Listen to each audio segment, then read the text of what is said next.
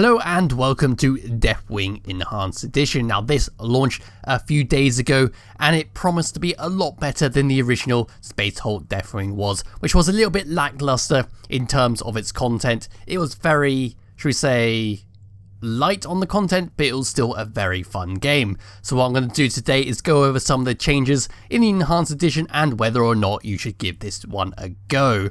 So to start things off, let's go to this very new customize panel. So if we go to the customization, we have all our classes. Now the Enhanced Edition did say it added a new class, but I'm very damn sure, in fact, it's a fact even, that Interrogator Chaplain was in the previous version of the game, but he could only be used for the first few missions for some odd reason. But they said he was a new class added to the Enhanced Edition, but I'm just going to go ahead and ignore that. So you'll have your classes on here, each do different things, but I'm not going to go into it too much. I'm just going to go to my favourite one, which is the Librarian, and then we have different sections for the customization. So starting with armor, we have like these little skins we can apply to our little character. The little number you're seeing down here, like the 30,000, you get that from completing missions, which also levels up your character. And then you can spend the renown on these little things to make yourself look super awesome. So as you can see here on the middle of the screen, we have 3 coloured boxes. Now what these are your perk boxes. So as we come down the list here, we have our cooldown reducer adornments, which this one will now go into the left hand box. So each of these reduces a certain skill's cooldown by a certain amount, and as you come down the list, that cooldown percentage decreases further. So starting up here, it reduces my chain lightning by 10%, or I could unlock the 15,000 one, which reduces its cooldown by 20%. Then whichever one I choose, whichever money I have for, I can then just go and place it into this blue box over here.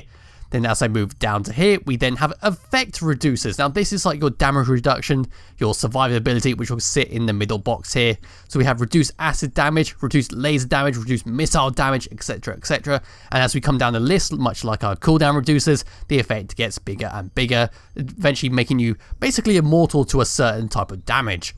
And then last but not least, we have an effect boost. Now this is basically boosting up your weapons or a certain aspect of your class, and that'll sit in the purple box over here. So what do we have? We have increased range, increased melee damage, and increased armor, etc, etc. And of course, as usual, it gets stronger the more we go down the list. Now for your torch color, that doesn't sit anywhere, you can just choose it. That's whatever your torch is when you shine, it's up here. So it's whatever, you can have cold, warm, or you can have the medium light. It depends really on what you want and what you can expect. Now if I come back into the weapons, these are the weapons you have for your class. It's going to be different for each class because I'm a librarian, so I'll have access to these things. Each weapon has a few different things, so I'm going to go with the good old Stormbolter. As usual, we have our skins at the top here. If it's actually going to load, it might not load. I might need to go back and come back to the Stormbolter. So as you can see here, we then have different skins for the gun. It's not very noticeable, but it's more about your personal achievements of playing the game and unlocking these. Now everything below here will have some kind of effect on the weapon.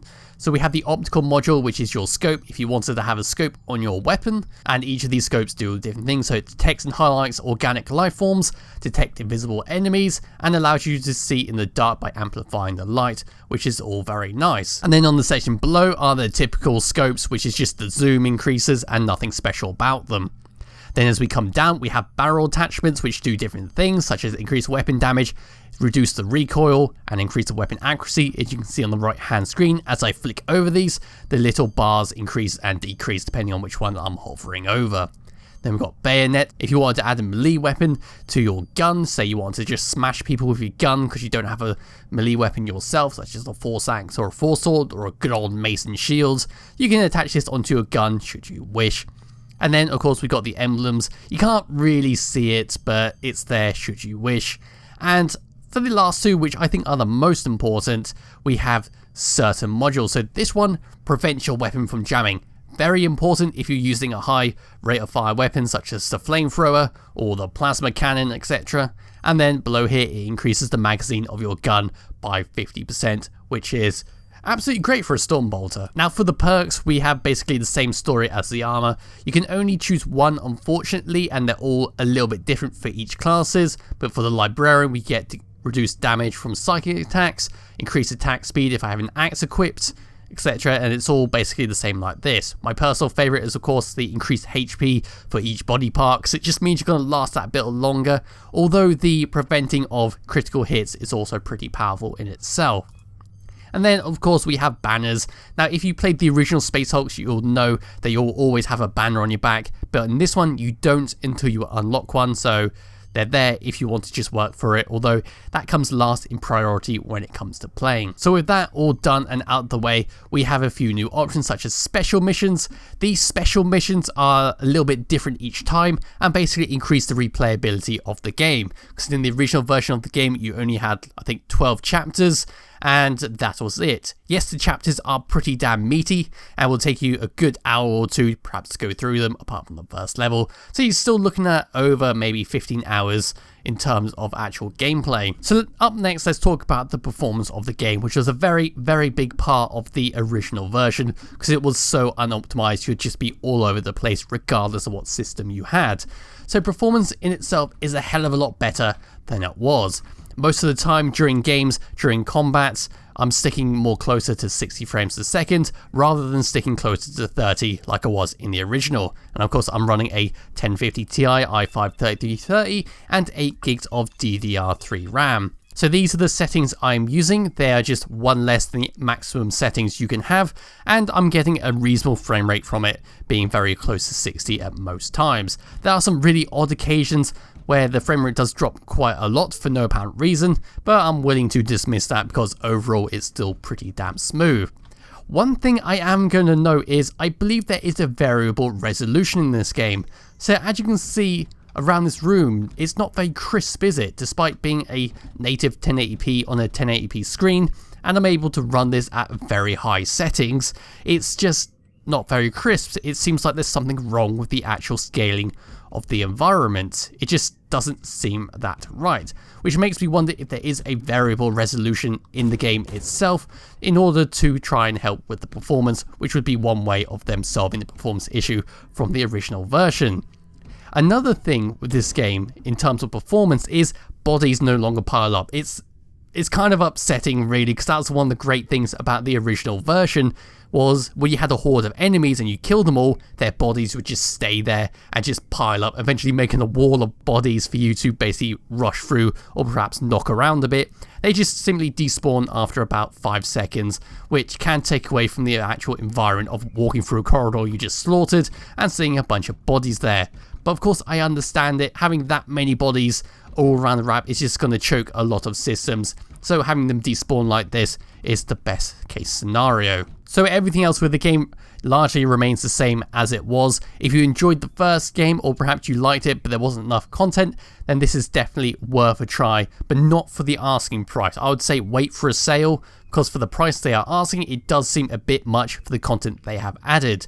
For the actual unlocking of skins and leveling up, that only applies to multiplayer. In single player, it's just the standard Space Hulk Deathwing from the first game. There's very little. Of course, there are new enemies which are in there, such as mutants with massive guns. They're mainly just bullet sponges for you just to slow you down a little bit on missions. And there are these very annoying xenomorphs which explode when they get close or if you kill them, which I think need to be tuned down a little.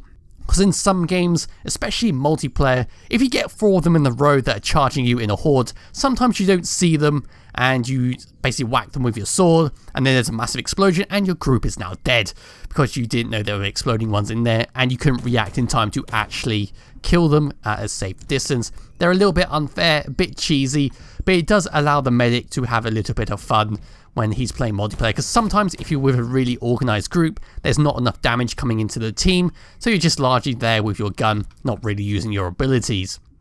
And one last thing to actually talk about in the game is difficulty. So in single player, it's not that different compared to the original version. It's relatively easy overall, provided you're quite careful. But one of the things I found in multiplayer is because of all the extra things added in, such as the perks and all the actual bonuses you can have on your armor, you appear to be nerfed quite heavily to the point where you feel relatively useless. So what I mean by that is basically chain lightning. That's one of my most favorite skills in any game.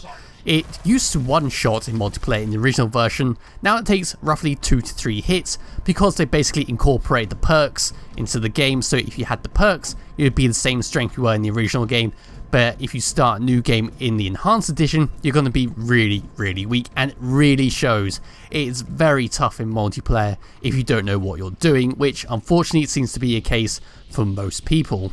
So overall, for a quick recap, is the game itself is a lot better than it was in the original version. There's a lot of stuff for you to work towards, and it's a lot of fun to play. You are a hell of a lot weaker than you were in multiplayer. Single player, you're just as fine, it's no problem, but the game unfortunately is balanced around having all the perks, so you're going to be very weak very early on, which can put off a lot of players because it will be very difficult to actually play. So unless you're a diehard fan, I'd say wait for sale.